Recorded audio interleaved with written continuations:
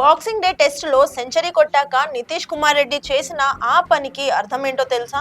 తాడిని తన్నేవాడికి తల తన్నేవాడు ఎదురైతే ఎలా ఉంటుంది? దూసుకొచ్చే ఏరుకి ఎదురెదితే ఎలా ఉంటుంది? కూలిపోతున్న నిర్మాణాన్ని తన కౌశలంతో నిలబెడితే ఎలా ఉంటుంది?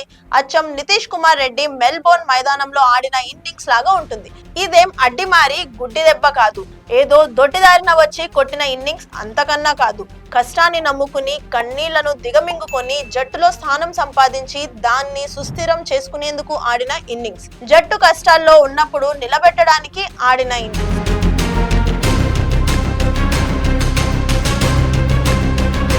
ధైర్యాన్ని కూడా తీసుకుని జట్టును నిలబెట్టిన ఇన్నింగ్స్. అందువల్లే నితీష్ కుమార్ రెడ్డి హాఫ్ సెంచరీ చేసిన తర్వాత పుష్ప మేనరిజాన్ని ప్రదర్శించాడు.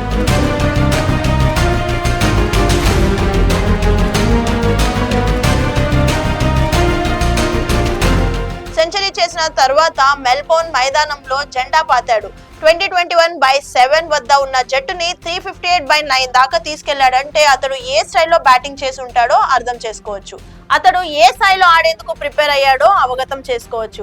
స్టార్క్ బౌలింగ్ లో అదరగొట్టాడు, బోలాండ్ ను బెదరగొట్టాడు, కమిన్స్ ను ప్రతిఘటించాడు, లయన్ కు చుక్కలు చూపించాడు, హెడ్ కు తలనొప్పి తెప్పించాడు, మార్చ్ కు మెంటలెక్కించాడు. ఇలా ఆడాడు కాబట్టే మూడో రోజు ఆస్ట్రేలియా పప్పులు మెల్బోర్న్ మైదానంలో ఉడకలేదు.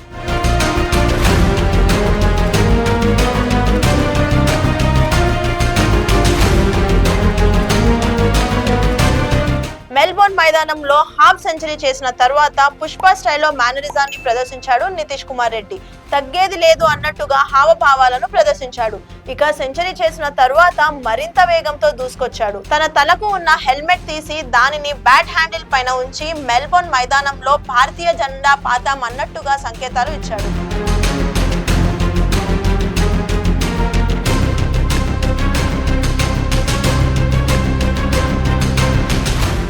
సగటు భారతీయ అభిమానికి గర్వంగా అనిపించింది. కష్టాల్లో ఉన్నప్పుడు ధైర్యంగా పైకి ఎదిగి నిలబడ్డామని సంకేతాలు ఇచ్చింది. అందువల్లే నితీష్ కుమార్ రెడ్డి చూపించిన ఈ తెగువ ప్రతి అభిమానికి ఆనందాన్ని కలిగిస్తుంది. అందువల్లే ఆ చిత్రం సామాజిక మాధ్యమాలలో హైలైట్ గా నిలిచింది.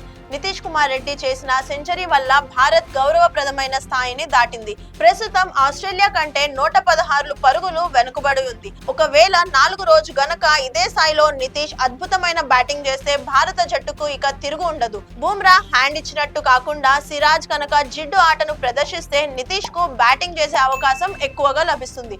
అప్పుడు అతడు స్వేచ్ఛగా పరుగులు తీయవచ్చు. ఆస్ట్రేలియా ఆధిపత్యాన్ని మరింత తగ్గించవచ్చు. అప్పుడు మెల్బోర్న్ టెస్ట్ మన చేతిలోకి వస్తుంది.